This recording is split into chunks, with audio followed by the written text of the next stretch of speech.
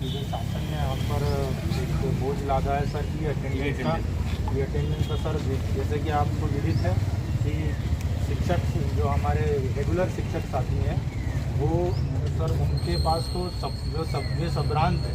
हमारे कई शिक्षक ऐसे हैं, हमें अप्रैल में ही हटा दिया जाता है सर, जैसा आपको विदित है। और उनके पास वे इस स्थिति में है कि वो मोबाइल तक नहीं खरीद सकते हैं सर। और ऐसी स्थिति में कई जो हमारे शिक्षक साथी हैं शासन का साथ देते हुए दूर तक अपनी सेवाएं प्रदान कर रहे हैं। और इसी कारण हड़बड़ाहट में वे वहाँ पहुँच नहीं पाएंगे सर। उस प्रकार का मानदेय नहीं मिलता है।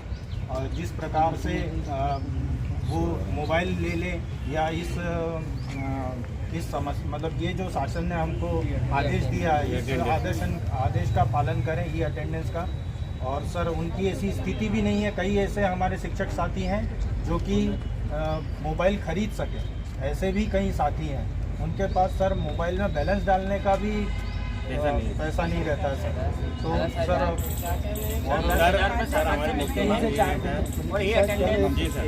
सर पहली बात तो है ना, शासन हमको हमारा आपको बोलना नहीं सर, वो मतलब सर अतिथि इतने सारे हैं, किसी न किसी की कुछ समस्या है सर। एक किसी समस्या तो वो सर ने बता दी है, तो सर सबसे बड़ी समस्या है। सर मैं आनंद राठौड़ अतिथि शिक्षक एमए संबाखाल से हूँ। और हमारी मांगे ये है कि गवर्नमेंट ने अभी नए आदेश निकालती है। गवर्नमेंट नए आदेश से मतलब अभी उन्होंने ई अटेंडेंस को लेकर एक आदेश निकाला। आखिरकार ये अतिथि शिक्षकों के साथ ऐसा अत्याचार क्यों करती है गवर्नमेंट? महापंचायत बुलाती है, 12 महीने की कहती है, मन चाहे आदेश, मनगढ़ंत आदेश निकालती है, और कोई भी एक भी आदेश का गवर्नमेंट पालन नहीं करती है। अभी जो आदेश उन्होंने जारी करे, अभी उनके एजुकेशन पोर्टल जो 3.0 उन्होंने इस वर्ष जारी किया है, उस पर उन्होंने निर्देश दिए हैं कि कल जो 18 तारीख है, 18/7/2025 से अगर अतिथि शिक्षक उस पर अपनी ई अटेंडेंस नहीं लगाएंगे तो उनका मानदेय जनरेट नहीं होगा। तो ये क्या है? किस अतिथि के पास मोबाइल है? दूर दराज से अतिथि शिक्षक ज्वाइनिंग लेते हैं। पिछले वर्ष क्या हुआ? उच्च पदभार कराए गए। उच्च पदभार में क्या हुआ कि आधे से ज्यादा ब्लॉक में ये स्थिति रही कि वहां पर सोशल साइंस जैसे, हिंदी जैसे पद खत्म कर दिए गए। अतिथि शिक्षकों ने इतनी दूर जाकर के ज्वाइनिंग ली है कि अगर मैं बलडी ब्लॉक से हूं तो मैंने खंडवा ब्लॉक आकर ज्वाइन किया। यहां तक देखा गया है बलडी ब्लॉक के अंदर कि वहां पर भिंड मुरैना साइड से अतिथि शिक्षक आकर के 10-10 हजार रुपए में काम कर रहे हैं। तो क्या ये तानाशाही गवर्नमेंट को नहीं दिखती है? गवर्नमेंट मन चाहे आदेश निकाल देती है, मन चाहे आदेश बना देती है। अभी उन्होंने जो 3.0 एजुकेशन पोर्टल निकाला है, या ये क्या सिर्फ अतिथियों के लिए निकला है? क्या ये रेगुलर शिक्षकों के लिए नहीं है? हर फैसिलिटी, हर सुविधा वो रेगुलर शिक्षक को देती है, अतिथि शिक्षक को वो कोई सुविधा क्यों नहीं देना चाहती? आज बहुत सारे एरिया ऐसे हैं जहां पर स्कूल वगैरह है, वहां पर नेटवर्क की प्रॉब्लम है। वो अतिथि कैसे ये अटेंडेंस लगाएगा? कैसे उसका मानदेय जनरेट होगा?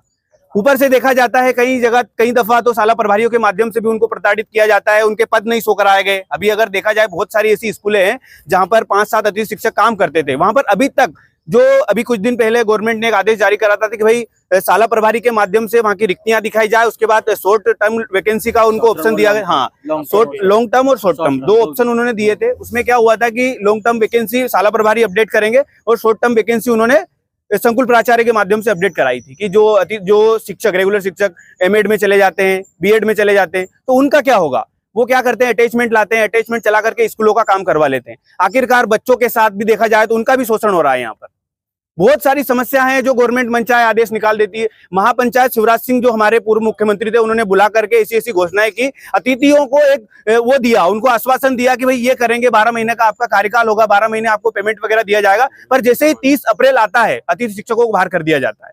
अभी तक ऐसी स्थितियां कर दी गई है कि अभी तक पूरे अतिथि शिक्षकों का ज्वाइनिंग नहीं हो पाया है। मन चाहे कभी 15 तारीख का आदेश निकालते हैं, कभी 16, कभी 17। आज भी अगर देखेंगे, हर दिन का पूरा अतिथि शिक्षक अपना अपडेट लेकर के चल रहे हैं कि 30 तारीख से उन्होंने ज्वाइनिंग की प्रक्रिया चालू करी है, आज 17 जुलाई हो गई है, उनकी प्रक्रिया ही पूर्ण नहीं हुई है। तो ऐसा कैसा पोर्टल उन्होंने बनाया है जो कि सिर्फ अतिथि शिक्षक को उलझाने के लिए? ये काम ही नहीं करे, इनको इतना प्रताड़ित कर दिया जाए कि स्कूलें छोड़ के भग जाए। क्या हमारी जो शिक्षा प्रणाली है, हमारा क्या संविधान उन मंत्रियों को, नेताओं को, राजनीतिक अफसरों को क्या यही आदेश देता है, यही संकेत देता है कि वो क्यों नहीं किसी की पीड़ा समझ पाते हैं? जब तक पीड़ा, जो हमारी मुख्य मांगे है कि अटेंडेंस की हम नहीं लगाएंगे, कोई भी अतिथि शिक्षक ये अटेंडेंस नहीं लगाएगा जब तक कि वो हमारा 12 महीने का कार्यकाल नहीं करेंगे। क्योंकि बहुत सारी समस्या है, बैलेंस की समस्या आती है, बहुत सारे अतिथि शिक्षक ऐसे हैं जो गरीब वर्ग से, उनके पास मोबाइल नहीं है, नेटवर्क की समस्या आती है, वेतन महीने में वेतन मतलब मंथली वेतन नहीं मिल पाता है, रिचार्ज की समस्या आती है, बहुत सारी ऐसी दिक्कत है। और छुट्टी का तो उनका कोई प्रावधान ही नहीं है। 1 या 2 दिन स्कूल अगर शिक्षक नहीं जाता है अतिथि शिक्षक, तो वहां के प्रभारी उनका अब्सेंट लगा देते हैं। तो ये क्या है?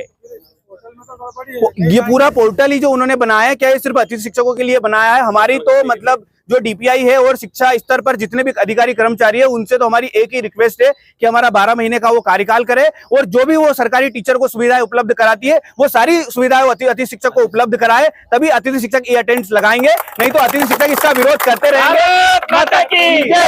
आज अतिथि शिक्षकों ने यह विरोध इस खंडवा जिले के अंदर आज कलेक्ट्रेट में किया है। अगर जरूरत पड़ी तो भोपाल जाकर भी अटेंडेंस का विरोध किया जाएगा खुले मंच के माध्यम से। आज ये शिक्षा के जितने स्तर पर जो कर्मचारी है, उनको ये अतिथि शिक्षकों का चैलेंज सुन ले। आज भारत माता की, भारत माता की।